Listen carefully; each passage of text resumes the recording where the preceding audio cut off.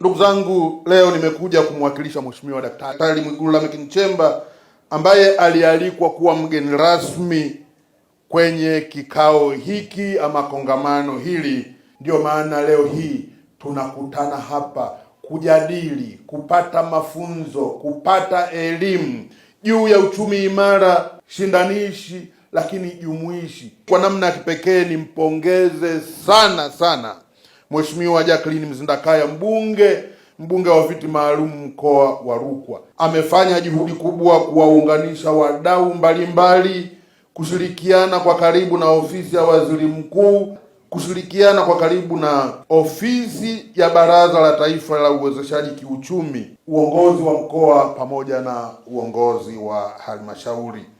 Ni matarajio yangu kuwa mafunzo haya ambayo Mheshimiwa Jacqueline amehakikisha kwamba yatafanyika na yataleta mafanikio makubwa kwa mkoa wa Rukwa. Mafunzo haya yameandaliwa ili kuwafikia wananchi wa makundi yote. Mmeona hapa ndugu zetu ambao ni wenye ulemavu wapo, vijana wapo, wakina mama wapo. Nielekeze ofisi za mikoa na halmashauri kutoa nafasi ya ofisi kwa ajili ya vituo vya uwezeshaji kiuchumi. Mheshimiwa mbunge hapa amezungumza kwamba tayari kwa mkoa huu wa Rukwa ameonyeshwa kwenye wilaya yetu hii ya Sumbawanga eneo ambalo mtakuwa na ofisi ya umoja ambayo mtaitumia hapa kwa ajili ya kuwawezesha wananchi wenzangu hapa kiuchumi. Tumieni ofisi hiyo na nielekeze wilaya zote na mikoa yote kuhakikisha kwamba tunakuwa na ofisi hizi.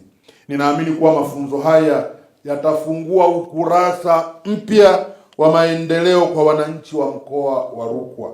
Elimu mtakayoipata leo, ndugu zangu, iwe chachu kwa kuanzisha biashara mpya, kuimarisha biashara zilizopo na kuongeza uzalishaji pamoja pia na kuongeza thamani ya bidhaa na mazao. Kwa heshima kubwa nichukue fursa hii kukushukuru sana Mheshimiwa Profesa Riziki Silas Shemdoe, Waziri wa Nchi, Ofisi ya Waziri Mkuu TAMISEMI, kwa kukubali kuwa mgeni rasmi katika ufunguzi wa mafunzo juu ya fursa za mitaji.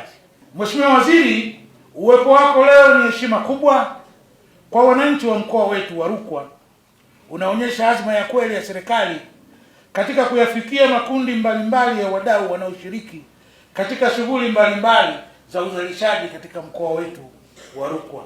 Napenda kukushukuru na kukupongeza Mheshimiwa Profesa Riziki Silas Shemdoe, Waziri wa Nchi, Ofisi ya Waziri Mkuu TAMISEMI, kwa kukubali kuwa mgeni rasmi katika hafla hii kwa niaba ya Mheshimiwa Waziri Mkuu.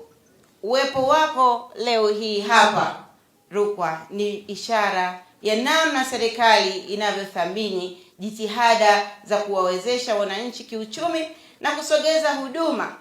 Kwa hakika wananchi wa mkoa wa Rukwa wanajivunia uwepo wako na wanakukaribisha kwa mikono miwili.